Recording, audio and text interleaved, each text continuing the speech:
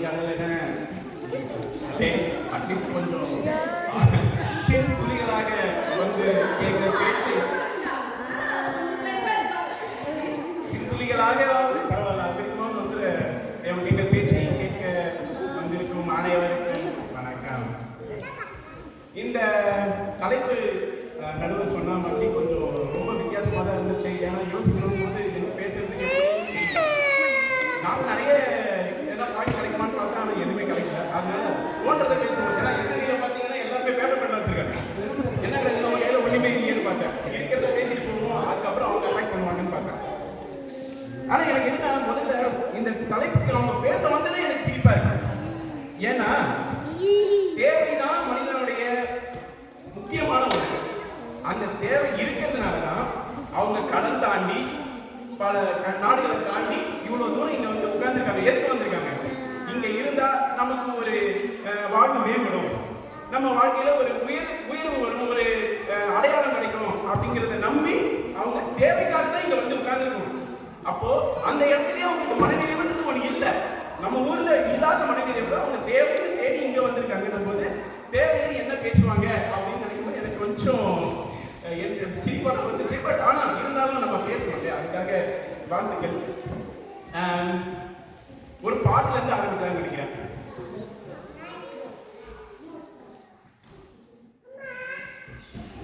வந்த நாள் முதல் இந்த நாள் வரை வானம் மாறவில்லை.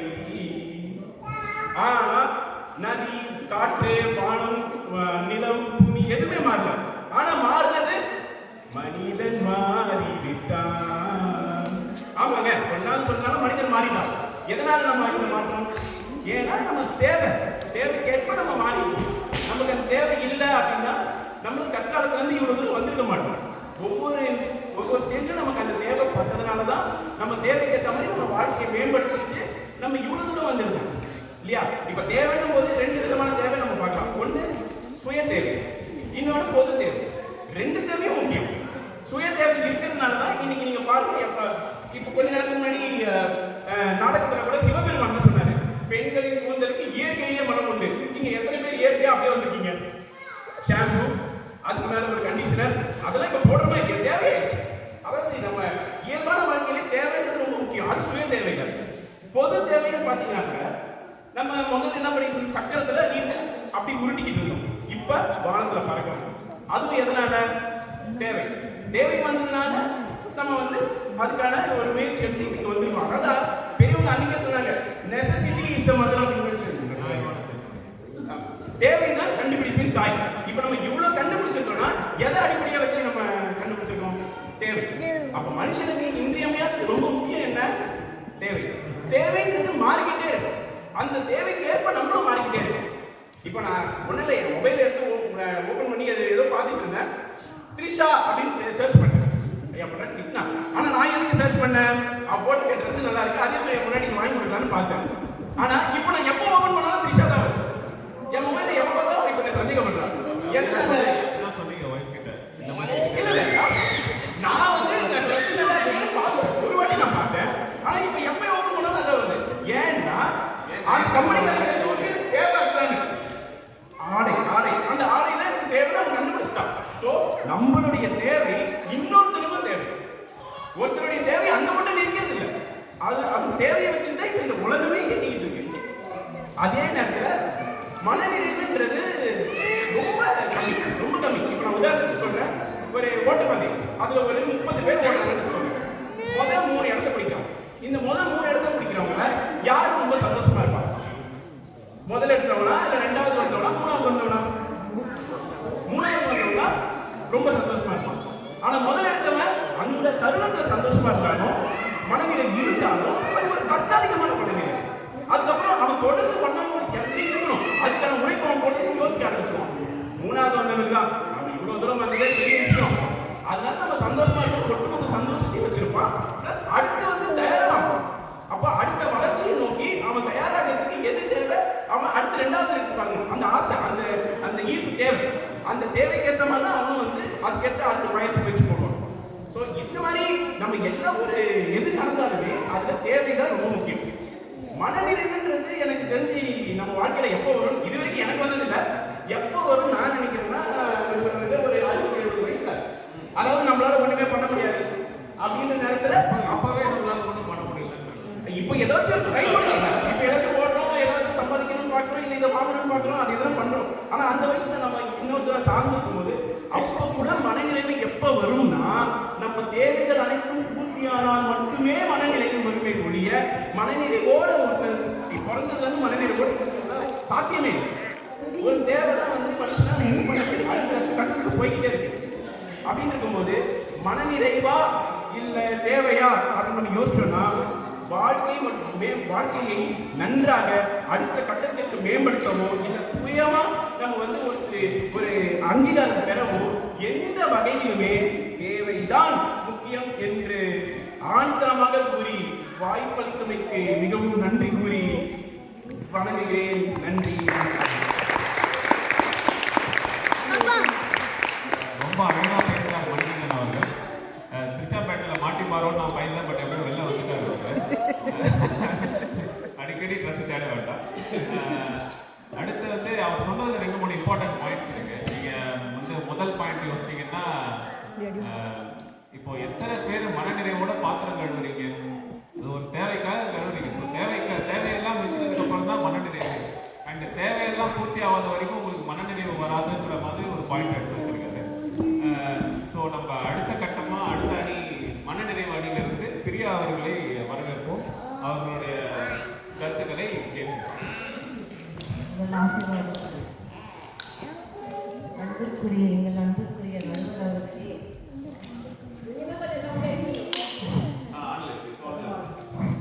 எங்கள் அன்புக்குரிய நடுவர் அவர்களே, எங்கள் எதிர் தரப்பினர்களுக்கும் என் அணியினருக்கும் மற்றும் இங்கு வந்திருக்கும் அனைத்து நண்பர்களுக்கும் என்னுடைய பணிவான வணக்கத்தை தெரிவித்துக் கொள்கிறேன்.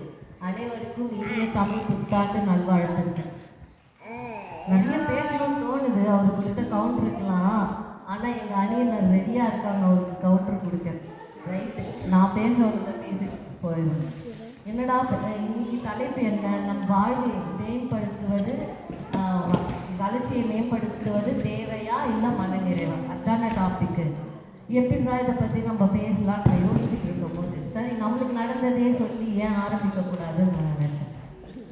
சோஃபாவில் உட்காந்து யோசிச்சுட்டே இருக்கும்போது தான் எனக்கு தோணுச்சு, சார் இந்த தலைப்பை பற்றி நம்ம திவ்யா போட்ட உடனே வாட்ஸ்அப்பில் சடான்னு எல்லாம் அவங்களுக்கு தேவையான டாப்பிக்கை செலக்ட் பண்ணிட்டு போயிட்டாங்க. என்னடா அவங்க போட்டால் 2 நாளைக்கு கூட அது போட்டபடியே இருக்குமே, அன்றைக்கின்னு பார்த்து எல்லாம் செலக்ட் பண்ணிட்டாங்களேன்னு தோணுச்சு. சரி, எனக்காக விட்டு வச்சது என்னவோ மனநிறைவு தான். சரி, நம்ம அதையே எதுக்கு எடுத்து மனநிறைவோடு பேசக்கூடாது அப்படின்னு நான் வந்திருக்கேன். ரைட்டு, நம்மளுக்கு வாழ்க்கையில் வளர்ச்சி அப்படின்னா நம்மளுக்கு என்ன தோணும்? பணம், புகழ், பெயர், இதுதானே.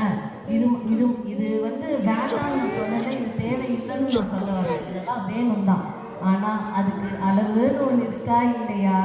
அதை நம்ம ஃபாலோ பண்ணணுமா இல்லையா? கரெக்டு தானே? என்ன நடுவர்? ரைட்டு.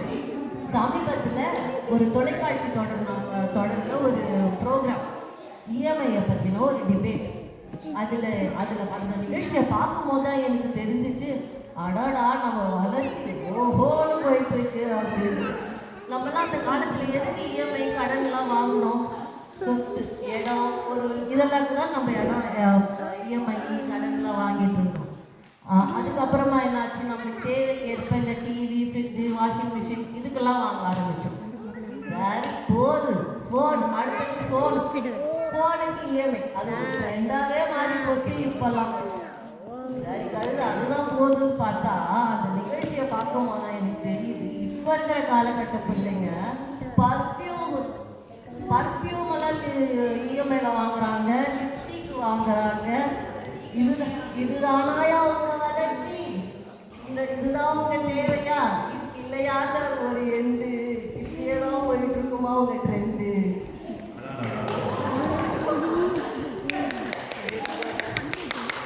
திருவள்ளுவர் சொல்லியிருக்காரு, ஆறா இயற்கை அவா நிற்பின் அந்நிலையே பேரா இயற்கை தரும்.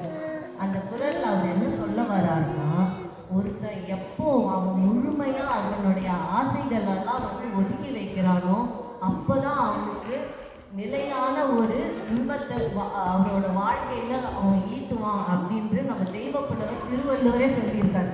இதுக்கெல்லாம் நீங்க இல்லைன்னு சொல்ல வரீங்களா என் எதிரணியினர்களே? ரைட். ஒரு சின்ன கதை சொல்லணும்னு ஆசைப்படுறேன். ஒரு கிராமத்துல ஒரு வியாபாரி இருந்தாராம். அவங்க குடும்பம் வந்து ரொம்ப ஏழ்மையான ஒரு குடும்பம். அப்போ அவர் ஒரு நாள் அவங்க தோட்டத்தை வந்து ஏதோ வேலை பார்த்துட்டு இருக்கும் போது அவருக்கு ஒரு புதையல் கிடைச்சிருக்கு. அந்த புதையல்ல அவருக்கு 9 பொற்காசுகள் இருந்துச்சு. இது வந்து அவங்க குடும்பத்துக்கு ஒரு பெரிய ஒரு வரம் மாதிரி. ஏன்னா அவ்வளோ ஏழ்மையில் இருக்கிறவங்களுக்கு அப்படியாப்பட்ட ஒரு புதையல் கிடைச்சிது, அது எவ்வளோ பெரிய சந்தோஷம். ஆனால் அந்த வியாபாரி அதை வந்து சந்தோஷமாக அதை மனநிறைவோடு அதை ஏற்றுக்கவே இல்லை. அவர் என்ன பண்ணிட்டாரு, புதையலில் 10 பொற்காசுகள் தான் இருக்கும், எப்படி நான் 9 அப்படின்னு சொல்லிட்டு அந்த 10வது தேடி போக ஆரம்பிச்சிட்டேன். அவங்க குடும்பத்தில் என்னமோ எல்லாரும் மனநிறைவோடு ரொம்ப சந்தோஷமாக தான் இருக்காங்க. ஆனால் அவருக்கு அந்த மனநிறைவு இல்லாததால் அவருக்கு அதை சந்தோஷமாக அதை பார்க்கல. இப்படியே அவர் காலம் ஓடி போச்சு. மிக அருமையான போதும் என்ற மனமே பொன் செய்யும் மருந்து. இது நம்ம எப்பயுமே ஃபாலோ பண்ணால் நம்ம வாழ்க்கை சும்மா ஜம்முன்னு தான். அறிவியல், தொழில்நுட்பம், நம்ம காசு, இது எல்லாமே வந்து நமக்கு ரொம்ப முக்கியம் தான். இதெல்லாம் வரவேற்கத்தக்கது தான்.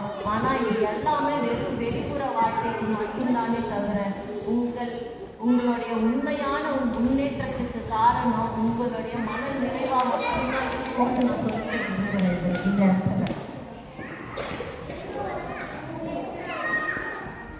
சின்ன வயசுல ஓடி விளையாடிய காலம் போய் இப்போ ஓடி வாழும் வேகமான வாழ்க்கை. மீண்டும் ஒரு நாள் அமைதியாக சிரிக்க மனநிலையை தேடி அழைக்கிறோமே நாமும். ரைட்டு தானே? ரொம்ப அழகாக சொன்னீங்க பிரியா, ரொம்ப அழகாக சொன்னீங்க. நடுவர்களே, முடிக்கிறதுக்கு முன்னாடி எனக்கு ஒரு சின்ன ஆசை. நான் இதை மட்டும் சொல்லிக்கிறேன். சொல்லுங்க. சம்மந்தம் இருக்கோ இல்லையோ நான் சொல்லிக்கிறேன். இல்லை, நீங்கள் சொல்லணும்னு முடிவு பண்ணிட்டீங்க, அப்புறம் சொல்லிக்கிறேன் என்கிட்டே இருக்கு. Okay, right. உசு பேத்துறவங்கிட்ட உங்கணும், கடுப்பேத்துறவங்கிட்ட கம்முன்னு இருக்க வாழ்க்கை சும்மா ஜாமுன்னு இருக்கிற நம்ம வந்து தேவை ஓடிட்டே இருந்தால் அது நம்மளுக்கு வெறும் பாரம் மட்டுமே என்று கூறிக்கொண்டு வாய்ப்பளித்ததுக்கு நன்றி கூறி நிறைவேறுகிறேன். நன்றி, வணக்கம். ரொம்ப அழகாக பேசினாங்க பிரியா அவர்கள். அதாவது தேவைன்னு பேசுறீங்க, உங்கள் தேவை எப்போ தான் முடியும் அப்படின்னு கேட்குறாங்க. அதாவது தேவைன்றது என்னன்றது நீங்கள் முடிவு பண்ணிங்களா இல்லையான்ற கன்ஃபியூஷன்லேயே நீங்கள் இருக்கீங்கன்னு சொல்கிறாங்க. இப்போது நல்ல காற்று, நல்ல தண்ணீர், நல்ல உணவு இதெல்லாம் தேவையா? இல்லை செல்ஃபோன், பர்ஃப்யூம் இதுக்கெல்லாம் இஎம்ஐ போடுற சிச்சுவேஷன் தான் உங்கள் தேவையா? இப்படியே தேவை பின்னாடியே ஓடிட்டு இருந்தால் நீங்கள் எந்த காலத்தில் வாழ்க்கையை வாழ போகிறீங்கன்னு கேள்வி எடுத்துகிட்டு போயிருக்காங்க. இது உங்கள் சைட்லேருந்து என்ன பதில் சொல்ல போகிறீங்க? ஸோ இப்போ இதுக்கு வந்து இந்த சைட்லேருந்து திருமதி லட்சுமி பிரியா அவர்கள் பேச வருகிறார்கள். வணக்கம் லட்சுமி பிரியா.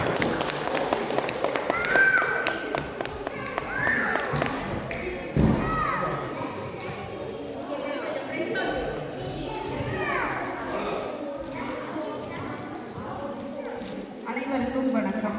தமிழ் புத்தாண்டு வாழ்த்துக்கள். வாழ்வின் வளர்ச்சியை மேம்படுத்துவது தேவையா அல்லது மனநிறைவால் எப்படி வளர்ச்சி கிடைக்கும் என்ற தலைப்பில் தான் நான் பேச வருகிறேன். முதலில் திருவள்ளுவர் சொன்ன ஒரு குறளை வச்சு ஆரம்பிக்கும். இதுக்கு ஒரு குரல் சொல்லியிருக்காரு, அதுக்கும் ஒன்று சொல்லியிருக்காரு. இல்லாரை எல்லோரும் எட்டுவர், செல்வரை எல்லோரும் செய்வர் சிறப்பு என்பது வள்ளுவர்.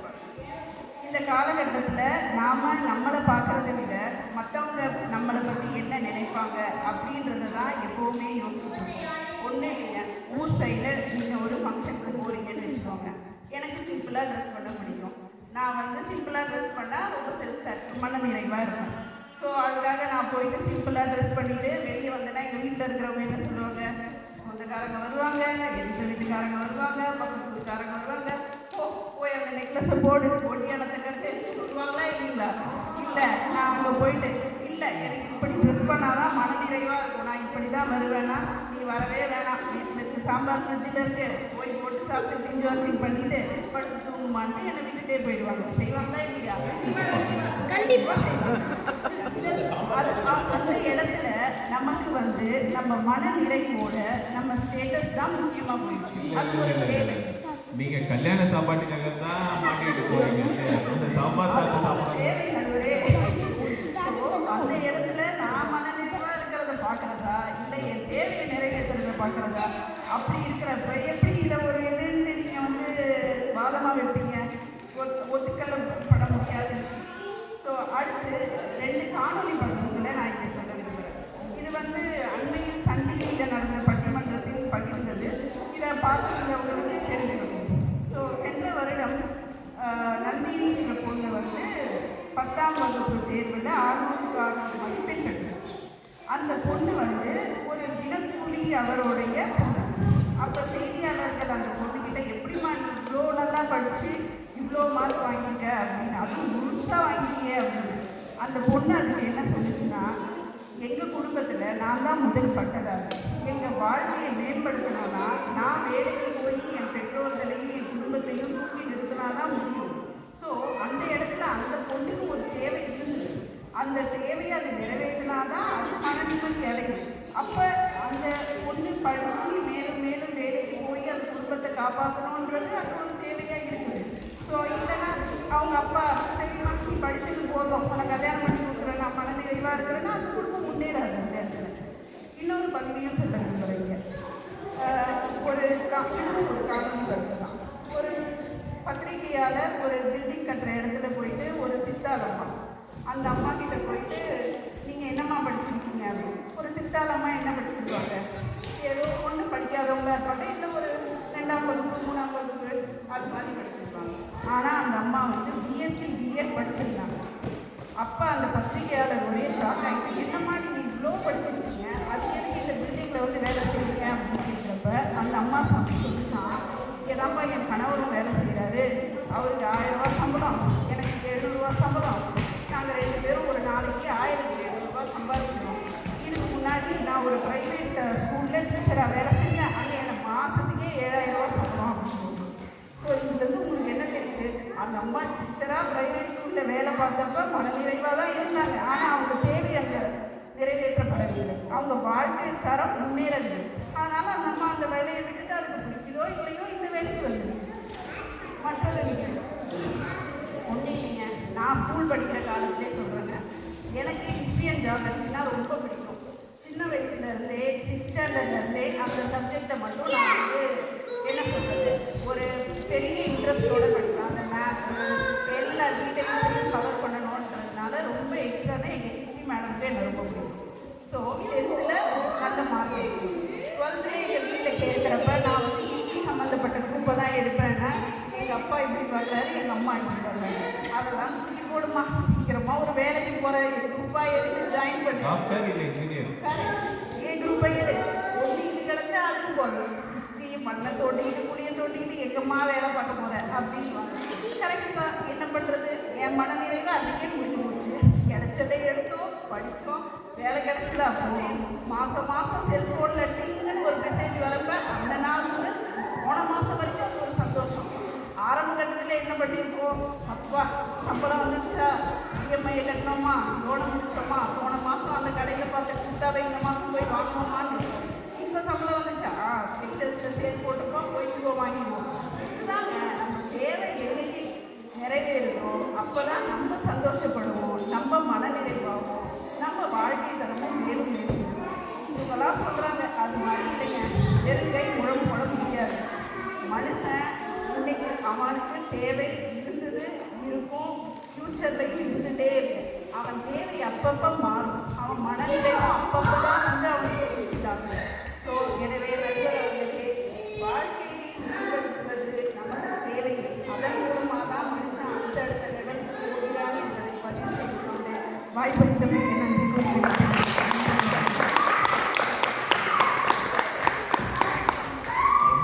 லட்சுமி பிரியா அவர்களே, ரொம்ப அழகாக உங்களோட கருத்துக்களை தெரிவிச்சிங்க. எதிர்கட்சி அணிக்கு நான் சொல்லிக்கிறது இதுதான், அவங்க சொன்ன பாயிண்ட்ஸ் நல்லா நோட் பண்ணிங்கன்னா எனக்கு இன்னைக்கு பசிக்குது சரிங்களா. நீங்கள் மனநிறைவோடு அப்படியே சும்மா இருப்பான்னு சொன்னீங்கன்னா சும்மா இருக்க முடியாது. ஸோ இன்றைய தேவையை நோக்கி தான் நம்ம எல்லாரும் ஓடிட்டு இருக்கோம். அந்த தேவை பூர்த்தி அடைஞ்சதுனால தான் நம்ம சந்தோஷமா இருக்கோம்னு சொல்லியிருக்காங்க. நீங்கள் உங்கள் சைட்ல இருந்து என்ன சொல்றீங்கன்னு கேட்போம். கொஞ்சம் நேரத்தை பார்த்துக்கோங்க. ஹரிஹரன் அவர்களை வரவேற்கிறேன். எல்லாருக்கும் வணக்கம். பெரியவங்களுக்கும் வணக்கம், சிஎம்க்கும் வணக்கம், எங்கள் குழுவினருக்கும் வணக்கம், எதிரடிக்கும் வணக்கம். எதிரடிக்கான எவ்வளோ ஒரு வணக்கம் போட்டு வச்சுக்கோம். ஏன்னா வணக்கம் சொல்வது அவசியம். ஆனால் அது வர மனசங்கடம் இருக்கு பார்த்தீங்களா, அவ்வளோ சங்கடம் இருக்கு. அவங்க எதிரடி குழு தலைவர் சொன்னார், வாழ்வின் வளர்ச்சிக்கு தேவைதான் முக்கியம். எனக்கு கொஞ்சம் வருத்தமாக இருக்குது, எனக்கு சிரிப்பாகவும் இருக்குது.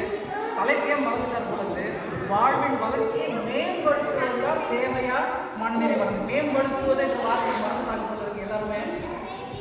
வாழ்வின் வளர்ச்சிக்கு கண்டிப்பாக தேவை, எல்லாமே தேவைதான். அவர் சொன்னால் நெசசிட்டிஸ் இந்த முதல்ல ஸ்மால் இன்வென்ஷன்ஸ் கண்டிப்பாக வாழ்வின் வளர்ச்சிக்கு தேவைதாங்க முக்கியம். ஆனால் அதை மேம்படுத்துவதுங்கிறது வந்து மனநிறைவு தான் முக்கியம். தலைப்பை வந்து கவனிச்சோம்னா அதுலேயே பதில் இருக்கு. அவங்களாம் எக்ஸாமுக்கு முதல் நாள் படிச்சு அதுதான் தேவை. அது ரிசல்ட் தான் மனநிறைவு. ஸோ வாழ்வு வளர்ச்சி கண்டிப்பாக நமக்கு தேவைதான். ஆனால் அது மனநிறைவு எப்போ வரும்னா அதை மேம்படுத்தும் போது தான். அந்த தேவைன்றது வந்து நம்ம எப்படி மனநிறைவு கொண்டு வரோம்னா அதை மேம்படுத்தும் போது. சாரி லக்ஷ்மி அவங்க சொன்னாங்க, இந்த மாதிரி பீரோலாம் நகை இருக்கா, கல்யாணத்துக்கு போட்டு போகணுமா, அது எத்தனை நகை பெட்டு மேலே பறக்க வச்சு ஏங்க இங்கே வாங்க, இது நல்லா இருக்கா, இது நல்லா இருக்கா, இது நல்லா இருக்கு கேட்கும் போது நம்ம தொலைச்சு ஐயோ சாமி சர்மம், இதுக்கு எவ்வளோ நாள் நம்ம செலவு பண்ணணும்னு வர போறீங்களா? ஆமாங்க, நம்ம ஒரு நம்ம சொல்லுவோம் அது போடுவாங்களா கடை திருச்சி நான் இன்னொன்று போட்டு மாட்டாங்க. நல்லா இருக்குன்னு சொல்லுங்க. ஆமாம், அது பழகிக்கணும். சொல்றீங்களா? சொல்லித்தானே ஆகணும். ஆமாம், கூட மனநிறைவு. ஆமா, இன்னைக்கு வரும்போது நேற்று வாட்ஸ்அப்ல ஓடிட்டு இருக்கு. ஏன் நாளைக்கு சாரி போடுறியா, நாளைக்கு சுடிதார் போடுறியா, ஜீன்ஸ் போடுறியான்னு. இல்லை, இவ்வளோ சாரி இருக்கு, இவ்வளோ சுடிதார் இருக்கு, இருந்தாலும் மனநிறைவு போகிறோம். அந்த செட்டாக கூட்டா போட்டு வராங்க பார்த்தீங்களா, அப்போதான் மனநிறைவு. தேவைன்றதுல ட்ரெஸ்ஸஸ் வேணும், வாகவையாக கலக்கலராக வேணும். அந்த மனநிறைவு போகிறோம், அது எல்லாரும் சேர்ந்து போட்டு வரும்போது நமக்கு கான்ஃபிடென்ட் வரும்போது தான் வரும். அந்த மனநிறைவு இல்லைன்னா வாழ்வின் வளர்ச்சியை மேம்படுத்த முடியாது. சிறப்பாக சொல்லுங்க. எக்ஸாம்பிள் நடுவரே குழம்பு பேரு திரும்ப அந்த எக்ஸாம்பிள் எப்படி அதை மனநிறைவு? அவங்களுக்கு பிடிச்ச கலர் இருந்தாலும், அவங்களுக்கு பிடிச்ச ட்ரெஸ் இருந்தாலும், அவங்க ஃப்ரெண்டோட சேர்ந்து ஒன்றா சேர்ந்து போட்டு ஃபோட்டோவில் எல்லாரும் 4 பேர் நல்லா தெரியும். ஆமாம், தேவைன்றது கண்டிப்பாக இருக்கு. இதில் எங்கே வாழ்வு மேம்படுது? அவங்களோட மனநிலை வரும்போது 4 பேர் ஒன்றா வரும்போது எல்லாருக்கும் காட்டிக்கலாம்ல. அவங்களாம் வாழ்க்கை வந்து எல்லா மதங்களும் ட்ரெஸ் இருக்கு. ஆமாம், அதான் நம்பிக்கை தானே வாழ்க்கை. பொதுவாக வந்தோம்னா பொருளாதாரம் முக்கியம். வாழ்க்கை பொருளாதாரத்தில் எல்லாமே அடங்கிடும். வீடு, பணம், சொத்து, சுகம் எல்லாமே பொருளாதாரன்றது வார்த்தை அடங்கிடும். ஆனால் அந்த பணத்தை நம்ம மாஸ்டர் கணக்கில் யோசிப்போம். என்னடா எவ்வளோ சம்பாதிச்சும் பத்த மாட்டேங்குது, என்னடா எவ்வளோ கணக்கு போட்டாலும் பத்த மாட்டேங்குது. தேவை இருக்கணும், அதுதான் எல்லாத்தையும் வாங்கிக்கூடாது. நம்ம தேவையை எப்படி யூஸ் கொடுத்தோமோ பயன்படுத்தணுன்றது தான் மனநிறைவு. அடுத்து பாயிண்ட்ல மறந்து வச்சுக்கோங்க. பரவாயில்ல, டைமும் முடிஞ்சிருச்சு. ஒரே ஒரு பாயிண்ட் கொடுத்துருங்க. அடுத்து என்ன நடக்க போகுது, அடுத்து என்ன தேவை. அவர் வந்து நம்ம வண்டியில் ஆரம்பித்து வானொலி வரைக்கும் போயிட்டாரு. அடுத்து என்ன தேவைன்றது வந்து நம்மளோட ஆர்டிஃபிஷியல் இன்டெலிஜென்ஸ். ஓகேவா, செயற்கை நுண்ணறிவு உங்களா அது தேவை. இப்போ அதில் வச்சு நம்ம கண்டிப்பாக தேவைதான். அடுத்து வர அது எப்படி குழந்தைங்கள்லாம் சாட் ஜிபிடி. எங்கள் ஆஃபீஸில் வந்து பில்லே இல்லாமல் சாட் ஜிபிடியில் ஃபோன் பண்ணி ஒரு பில்லு வேணும்னு சொல்கிறாங்க. சாட் ஜிபிடி ஆட்டோமேட்டிக்காக ஒரு பில்லு ரெடியூஸ் பண்ணிடலாம். கம்பெனியில் போட்டு அட்ரஸ் போட்டு இவ்வளோ செலவு பண்ணி அதை எக்ஸ்பென்ஸாக கிளைம் பண்ணுறாங்க. இல்லை, அவங்களுக்கு தேவை காசாக இருக்கலாம், ஆனால் அதை ஏமாற்றப்போது மனநிறைவு வருமா? அந்த அடுத்து வர ஜெனரேஷன்ஸ்க்கு நம்ம வந்து தேவையும் சொல்லிக் கொடுக்கணும். அந்த தேவையை அளவில் நிறுத்தணும். எப்போ மனநிறைவு வருது, அதனால தான் வாழ்க்கையை மேம்படுத்த முடியும்னு சொல்லிட்டோம். ஸோ இதனால தேவைன்றது முக்கியம் வாழ்வின் வளர்ச்சிக்கு. அதை மேம்படுத்துவது மனநிறைவு இருந்தால் மட்டும்தான். ரொம்ப நன்றி.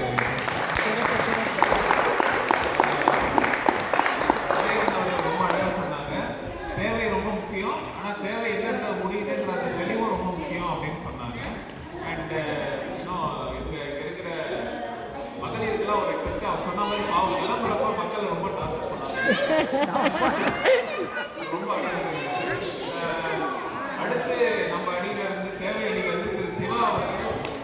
குவைட்டா இருங்க பசங்களா, கொஞ்சம் லாஸ்டா பாருங்க பேச போறாங்க. குவைட்டா இருங்க. இங்கு கூடியிருக்கும் என் தமிழ் சொந்தங்கள் அனைவருக்கும் தமிழ் புத்தாண்டு ரொம்ப நாள் கழிச்சு இந்த மாதிரி பொது வெளியில் பேசுகிறதால அது கொஞ்சம் பதட்டமாக இருக்குன்னு நினைக்கிறேன் எனக்கு. சரி இருந்தாலும் பரவாயில்ல. காக்கிறதுக்கு ரெடியாகவே இருக்கிறாங்க. அதனால சரியை நீங்கள் முன்னாடி இல்லை, அதனால் சந்தோஷமாக பேசுகிறேன். எனக்கு இவங்க 2 பேருமே நல்லாவே தெரியும். அதனால் இவங்க பேசுகிறது எனக்கு சில விஷயங்களை பேசலான்னு இருக்கேன். ஆசிரியை திவ்யா சொன்னாங்க இந்த மாதிரி 3 நிமிஷம் தான் நமக்கு வந்து டைம் இருக்குது அப்படின்னு சொல்லி. 2 பேரும் பேச ஆரம்பிச்சாங்க. பேசிக்கிட்டு இருக்கு. அவர் பேசுகிறாரு, ரொம்ப நேரம் பேசுகிறாரு. தேவையானதுனால அவர் பேசுனாரு, தேவையில்லைன்னா ரொம்ப நேரம் பேசியிருப்பாரு அவர். நீங்கள் மனநிலையோட 3 நிமிஷத்தில் முடிஞ்சிருக்கணுமா இல்லையா? முடிக்கல, பேசிக்கிட்டே இருக்கீங்க. கம்முன்னு இருக்கிறாங்க, என்னென்னமோ சொல்கிறாங்க, ஒன்றுமே புரிய மாட்டேங்கிறாங்க. அதுதான் இருக்கு அவங்களுக்கு கலத்தில் ஒரு பாயிண்ட் வச்சிருக்காங்க. சரிங்களா? இப்போ என்னோட தலைப்பு வந்துட்டு தேவையால் ஏற்படும் நன்மைகள். இந்த உலகத்தில் ஏற்பட்ட அனைத்து நன்மைகளுமே தேவைகளாக தான் வந்திருக்கு. தேவையாக தான் வந்திருக்கு. தேவையாக எப்படி நன்மைகளாக வரும்? இப்போ நீங்கள் உட்காந்துருக்கீங்க, சேர்ல உட்காந்துருக்கீங்க, தரையிலே உட்காந்துருக்கீங்க,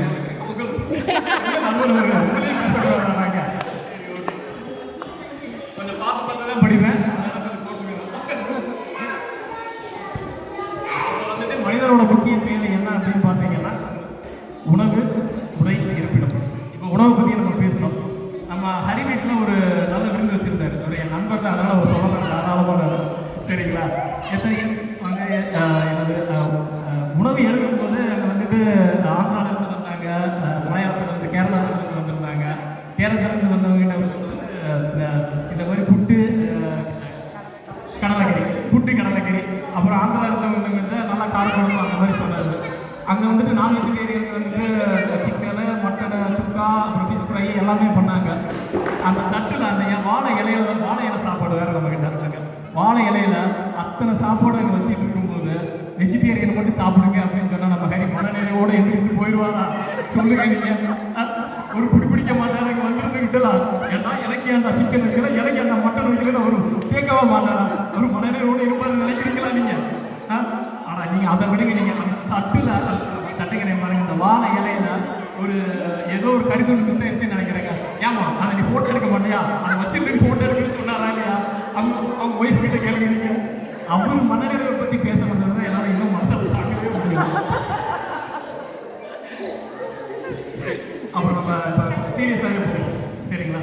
வானை இழப்பும் கடல் மீனை இழப்பும் சந்திர மண்டலத்தில் கண்டு தெளிவோம் என்று சொன்னார் பாரதி.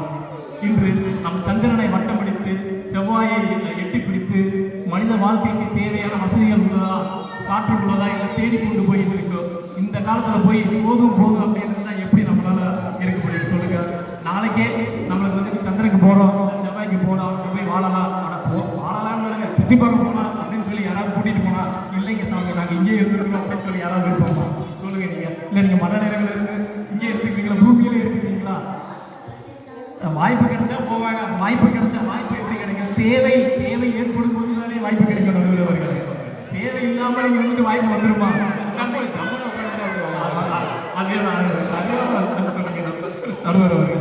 அதே மாதிரி இன்று நம் தமிழ் சமூகம் நம்மளாம் எடுத்துக்கங்க. எல்லாரும் எதனால இங்கே வந்திருக்கோம்? தேவை ஏற்பட்டதுனால தான் நம்ம இங்கே வந்திருக்கோம். தேவையில்லாமல் நம்மளால இங்கே வர முடியுமா? அதே மாதிரி சொல்லியிருக்காங்க, திரைக்கடல் மூடியும் திரவியம் தேடு, யாதும் ஊரே யாவரும் தேடு. அதனால வந்துட்டு இவ்வளவு பெரிய வளர்ச்சியை நாம் இங்கே அடைஞ்சிருக்கிறோம் அப்படிங்கிறது நம்ம தேவையினால நம்ம இங்கே வந்ததுனால தான். எண்ணிய முடிவும் வேண்டும், நல்லவை எண்ணம் வேண்டும், திண்ணிய நெஞ்சம் வேண்டும், தெளிந்த நல்லறிவு வேண்டும். இவ்வளவுதான் எனக்கு தெரியும். ஏதோ எனக்கு தேவையான படிச்சிருக்கிறேன். தேவையான படிச்சு மனநிலையோடு இருக்கிறவங்க அப்பா இதுவே போதும் நம்ம சொன்னாங்களா? ஏதோ நம்ம ஸ்கூட்டிகிட்டே தான் சொல்றாங்கல்ல, இவங்க எப்படி மனநிலையோடு இருக்கிறாங்க நீங்க சொல்லுங்க. சரிங்களா? அதே மாதிரி நம்ம நல்லதை நோக்கி பயணிக்கும் போது தான், நம்ம தேவையை நமக்கு ஏற்படும் போது தான் நம்ம நல்லதை நோக்கி பயணிக்கணும். அப்போ அந்த நல்லதை நோக்கி பயணிக்கும் போது தான் நம்மளோட வாழ்க்கைக்கு நன்மைகள் எல்லாமே கிடைக்கும் வருகிறது. அதே மாதிரி இரும்பை காய்ச்சி பிடித்திடுவீரே, எந்திரங்கள் வைத்திடுவீரே, கரும்பை சாறு பிழிந்திடுவீரே, கடலில் மூழ்கி நான் முட்டெடுப்பீரே, அரும்பும் வேர்வை உழைத்து புவிமேல் ஆயுதம் தொழில் செய்திருக்கிறே என்றார் நம் பாரதி. இங்கே உலகம் முழுமைக்கான மனித இனத்தை ஒருங்கிணைத்தது தேவைதான் அப்படிங்கிற எந்த மாற்று கருத்துமே கிடையாது. அதே மாதிரி சொன்னாங்க, நம்ம சக்கரத்தை கண்டுபிடிச்சது எல்லாமே நம்முடைய தேவைக்காக தான். இங்கே சக்கரத்தை கண்டுபிடிச்சோம், மின்சாரம் இருக்குல்ல. இப்போ நான் மைக்கில் பேசிக்கிட்டு இருக்கேன், சாதாரண பேசினாலும் எத்தனை பேர் கேட்கும்? எனக்கு கொஞ்சம் நல்லா வைக்கலாம், இங்கே பேசலாம் சொல்கிறேன், சரிங்களா? மைக்கில் பேசும்போது தான் இங்கே எல்லாத்துக்குமே கேட்கு. அதனால் வந்துட்டு நண்பர் அவர்களே, இவ்வுலகிற்கு தேவைதான் வந்துட்டு நன்மையை ஏற்படுத்தியிருக்கு. இப்போ நம்ம மோகன்தாஸ் கரம்சந்த் காந்தி சுதந்திரம் வேணும் அப்படின்னு தேவை ஏற்பட்டதுனால தான் மோகன்தாஸ் கரம்சந்த் காந்தி என்பவரால் மகாத்மாவாக முடிந்தது. அதே மாதிரி தான் கௌதம சித்தார்த்தருக்கு அமைதி என்ற தேடலும் தேவையும் இருந்ததுனால தான் அவரால் வந்துட்டு புத்தராக முடிந்தது. இப்போ 2 பேர் இல்லை அப்படின்னா இன்று சுதந்திரமும் வாழ்க்கைக்கு தேவையான நல்வழிகளும் சாத்தியமா? அதனால தேவை ஏற்படுத்தும். ரொம்ப அழகாக பேசுறீங்க. ஏன்னா மனநிலையோட நம்ம சுதந்திர போராட்டமே பண்ணாம இருந்துட்டோம்னு வச்சுக்கோங்க, ஒன்றுமே செஞ்சிருக்க முடியாது. அதே மாதிரி தான் இப்போ வந்துட்டு பிரியா சொன்னாங்க, முசுப்பை தரம் கொண்ட ஊமுனும் கடுப்பை தரம் கொண்ட கம்முன்னு இருந்தால் வாழ்க்கை ஜம்முன்னு இருக்கணும். சும்மாவா இருக்கிறாரு சொன்னவர் அச்சி ஆரம்பிச்சிருக்காரு இல்லையா இன்னைக்கு? அவருக்கு தேவை இருக்கு. முதலமைச்சராக நீங்க அதை சொல்லி அவரை உட்படுத்திட்டீங்க. முதலமைச்சர் ஆகணுங்கிற ஒரு தேவை இருக்கு, அதனால தான் வந்தார். அதே மாதிரி வாட்ஸ்அப்பில் சொன்னாங்க, இந்த மாதிரி பெண்களுக்குலாம் துணிதார் தான் வேணும் அப்படின்னு சொல்லிட்டு. இப்போ ஒருத்தவங்க துணிதார் இல்லை அப்படின்னா என்ன பண்ணுவாங்க? அவங்க உடனேரோடு வந்திருக்க முடியுமா? அங்கே போய் எங்கேயாவது கண்டத்தை தேடி வாங்கிட்டு தர முடியும். அதனால தேவை அப்படிங்கும்போது அதே மாதிரி தேவை ஏற்படும் போது தான் இங்கே மனித முயற்சியையே மேற்கொள்கிறார். திருவள்ளுவர் இன்னொன்று சொல்லியிருக்காரு, தெய்வத்தால் ஆகாதவர்களும் முயற்சி நம் நெய்வரித்த கூலி தரும் அப்படின்னு சொல்லியிருக்காரு. அதனால அந்த முயற்சி தான் நம்மை வளர்ச்சி பாதைக்கு அழைத்து செல்லும். அதுதான் நம்ம வாழ்க்கைக்கு நன்மை பயக்கும் என்று கூறி வாய்ப்பளித்த நம் அவை தமிழ் பள்ளியின் ஆசிரியர் திவ்யா அவர்களுக்கும், இந்த பேச்சு பட்டிமன்றத்திற்கு என்னை கூட்டி எனது மனைவி ஹரிணி அவர்களுக்கும், இந்த டாபிக்கு எனக்கு உதவிய எனது அக்கா திருமதி ராமகரன் அவர்களுக்கும் நன்றி கூறி, நடுவர் அவர்களே, தேவையே மனித வாழ்க்கைக்கு மேம்படுத்துவது. மன வளர்ச்சி என்பது தேவை முடிந்தால் மட்டுமே வரும். அதனால் எங்கள் பக்கமே நியாயம் உள்ளது, நியாயம் தவிர தீர்ப்பளிக்காதீர்கள் என்று கூறி வாய்ப்பளித்த அனைவருக்கும் நன்றி கூறி விடைபெறுகிறேன். நன்றி, வணக்கம். ரொம்ப அழகாக பேசுறீங்க சிவா. அவர் வந்து நெத்தியில் அடித்த மாதிரி சொல்லிட்டாருங்க. நீங்க தேவைக்காக செஞ்ச மைக்கிலேயே பேசிக்கிட்டு, தேவைக்காக செஞ்ச எல்லாத்தையும் அனுபவிச்சுக்கிட்டு, மனநிறைவு தான் முக்கியம் சொல்லிட்டு நீங்க வந்து முட்டு கொடுத்துருக்கீங்க அப்படின்னு சொல்லிட்டு போயிருக்காரு. சரி, அடுத்த அணியில இருந்து ஈமா அவர்களை வரவேற்கிறேன். மனநிறைவால் நம் முன்னோர்கள் அடைந்த வளமான வாழ்க்கை முறை பற்றி பேசுவார்.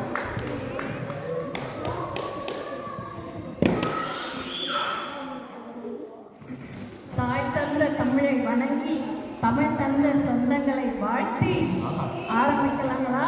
என் உரையை தொடங்கி தலைப்பு என்னங்கய்யா? வாழ்வின் வளர்ச்சியை மேம்படுத்துவது தேவையா மனநிறைவா? திரும்பி திரும்பி சொல்ல வேண்டியதா இருக்கு. வாழ்வின் வளர்ச்சியை மேம்படுத்துவது அந்த டாபிக் 3 பேருமே மறந்துட்டாங்க. திரும்பி வளர்ச்சி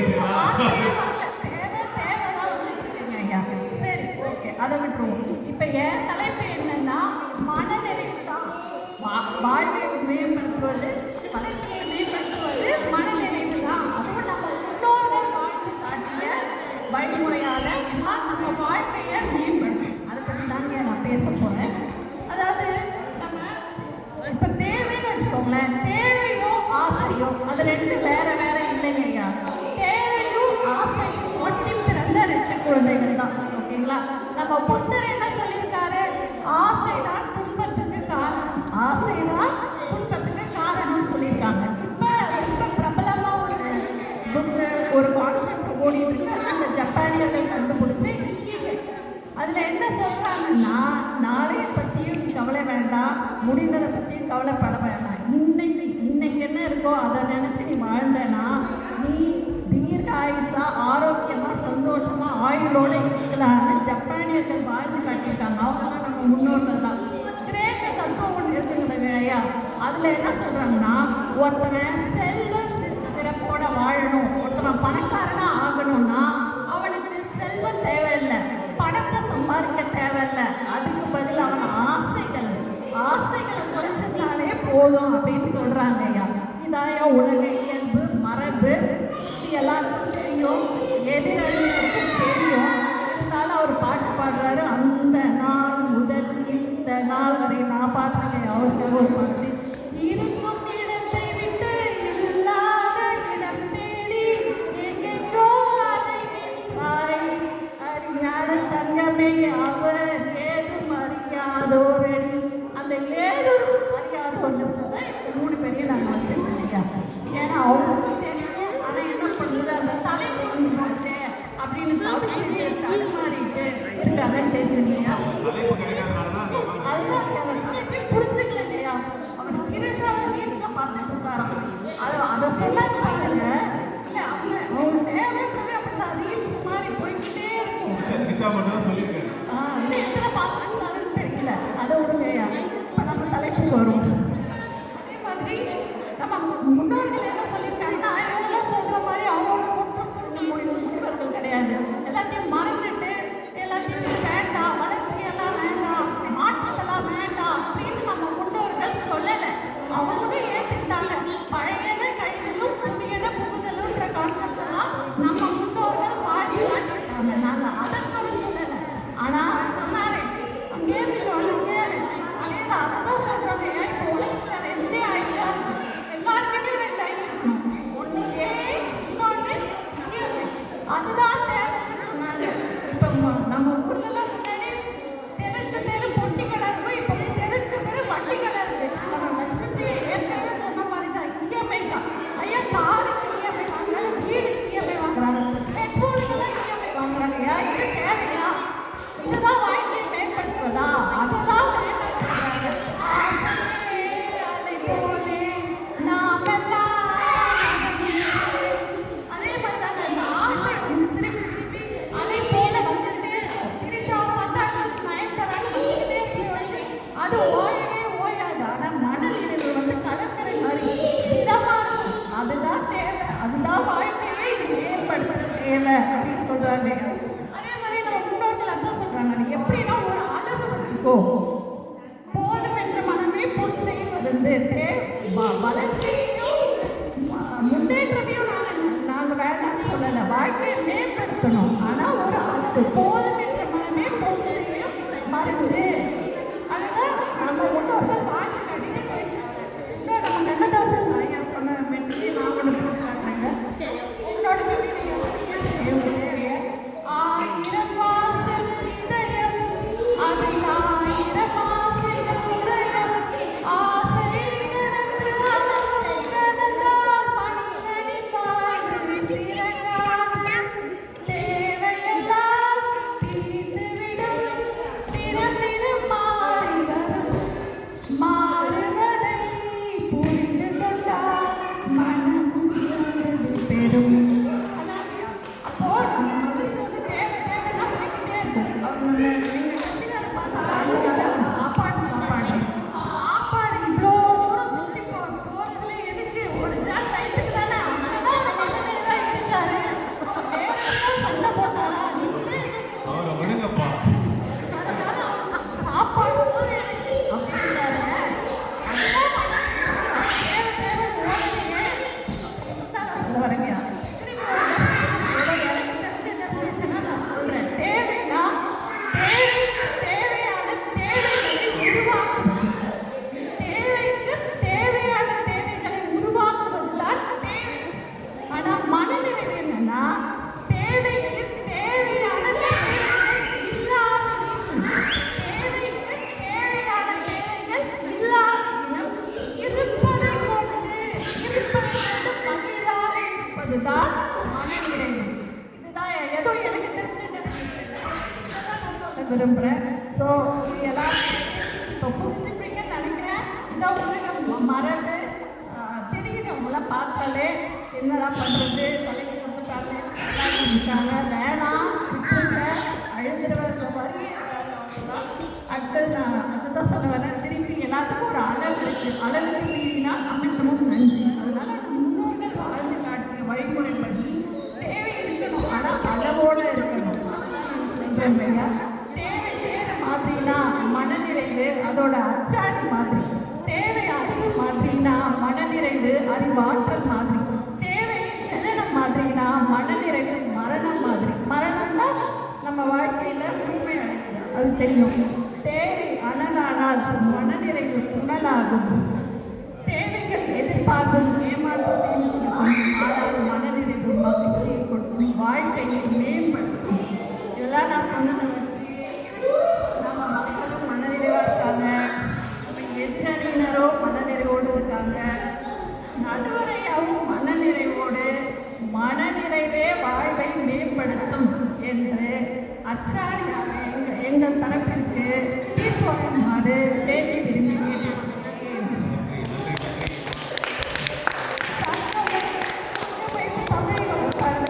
தமிழர்கள் ஸ்காட்லாந்தில் சிறப்பாக செய்து கொண்டிருக்கிறார் திவ்யா அவர்கள். அவை தமிழ் பள்ளி மூலமாக எனக்கு இந்த வாய்ப்பினை கொடுப்பதற்கு மிகவும் நன்றி. ரொம்ப நன்றி. ரொம்ப அழகாக அவங்களுடைய வாக்கு அவங்களுடைய கருத்துக்களை எடுத்து வச்சாங்க. முதல்ல கொடுத்தப்ப இருந்தது.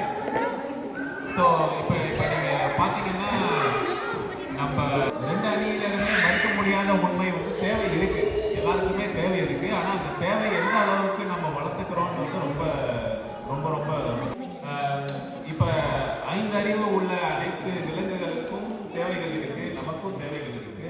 பட் கடவுள் எதனாலே நமக்கு 6வது அறிவுன்னு நமக்கு கொடுத்துருக்காரு. அப்படின்னா நம்ம அந்த தேவைகளை தாண்டி ஒரு மனநிறைவுக்கான செயல்களை செய்யணும்னு சொல்லிட்டு இயற்கையை நம்ம கிட்ட எதிர்பார்க்குது.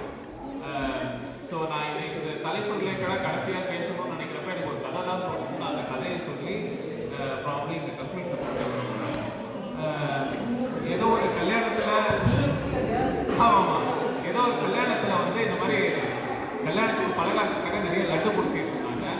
அந்த லட்டு வந்து எதுக்கிட்டமாக பிடிச்சி ஒரு ஓரத்தில் வச்சுருக்காங்க. அந்த லட்டை நோக்கி நிறைய எறும்புகள் வந்துக்கிட்டே இருக்கு.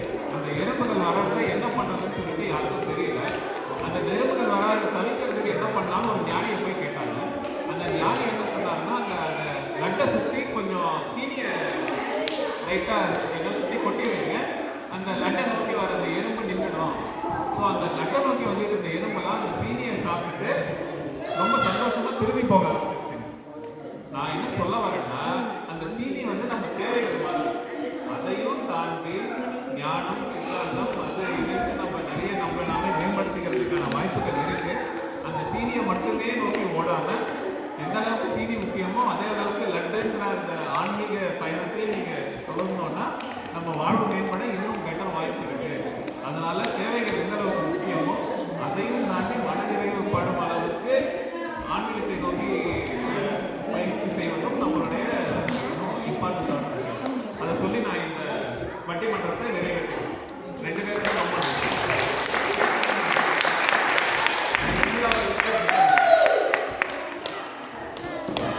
ரொம்ப சிறப்பாக நடைபெற்றுச்சு. பல புதிய கருத்துக்கள், இவ்வளவு நல்ல தமிழ்ல பேசுறவங்க இவ்வளவு பேர் இருக்கிறாங்க அப்படிங்கிறது நமக்கு தெரியும் போது ரொம்ப சந்தோஷமா இருக்கு. இதே மாதிரி நிறைய நிகழ்வுகள் நடத்தணும், நிறைய நாலேஜ் தெரிஞ்சுக்கணும், இவங்களுக்கு இருந்த அனுபவங்களை பகிரணும், ஒரு நல்ல ரிலாக்ஸேஷனா இருக்கும். உங்களுக்கெல்லாம் நீங்களாம் எப்படி இருக்குது?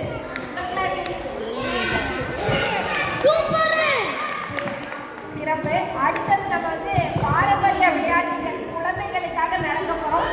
அதை வந்து நம்ம பார்க்கில் நடத்த போகிறோம். அது முன்னாடி இங்கே வந்திருந்த குழந்தைகளுக்கெல்லாம் ஒரு பரிசை கொடுத்துட்டு நம்ம எல்லாம் பார்க்குக்கு போயிடலாம்.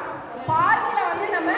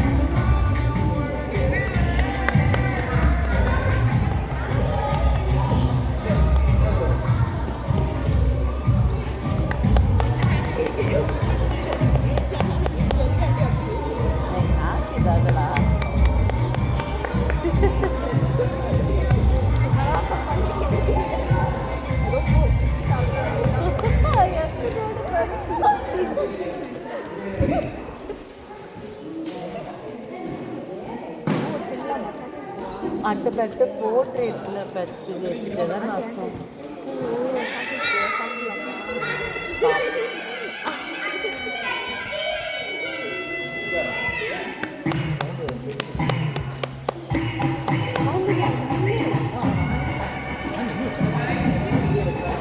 ஐயோ